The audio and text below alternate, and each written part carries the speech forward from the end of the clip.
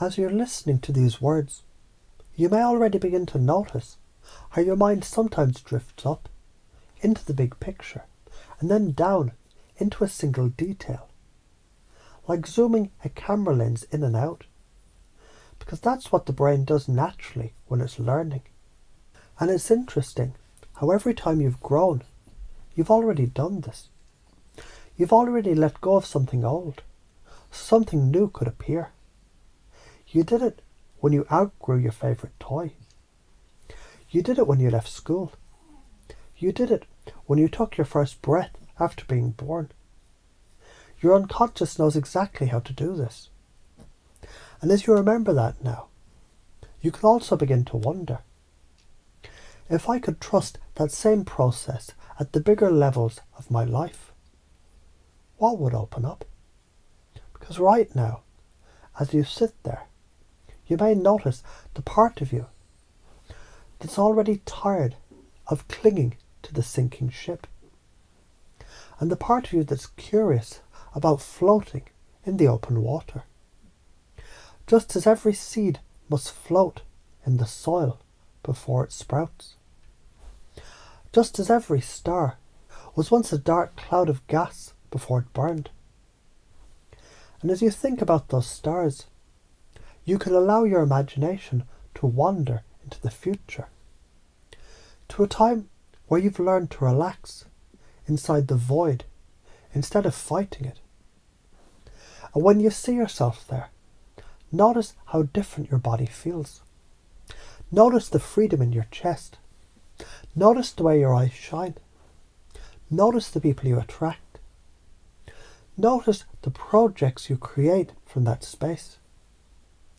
And you may also notice what happens in the other timeline, the one where you keep running back to the old patterns, how the colours fade, how the air feels stale, how your shoulders hunch under invisible weight. Because you're unconscious, it's very good at comparing choices and learning quickly. And while it does that, your conscious mind may drift off and wonder about something else.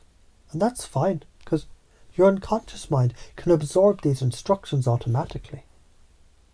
You can hear yourself thinking, every time I feel that panic, I can take a slow, easy breath, pause, and remember. This is not a grave. This is a womb. This is potential waiting for my design. And you can also begin to feel a quiet smile forming somewhere inside, because you're beginning to realize your nervous system is not the enemy. It's a loyal guard dog that just needs to be shown the new backyard.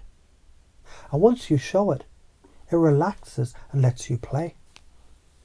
And as you imagine that now, notice how even these words begin to sound like waves, coming in, going out.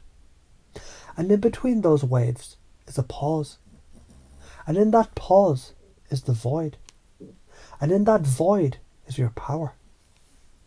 And it's so much easier to step into that power when you know you've done it before. Because you have. Every night when you sleep. Every exhale. Every time you learn something new.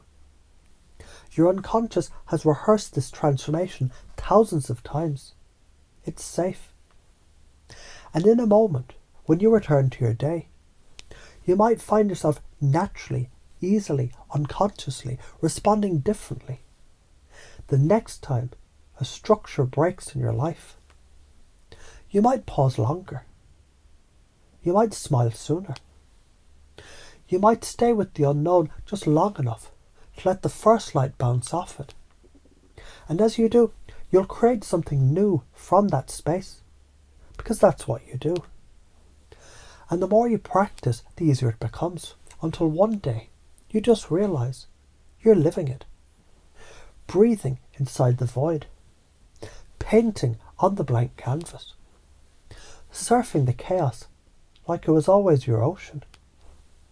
You don't even have to remember how this happened, because you're unconscious. It's already begun installing the skills now. This is how hypnosis works. It chunks up to the big picture. It chunks down to the micro details.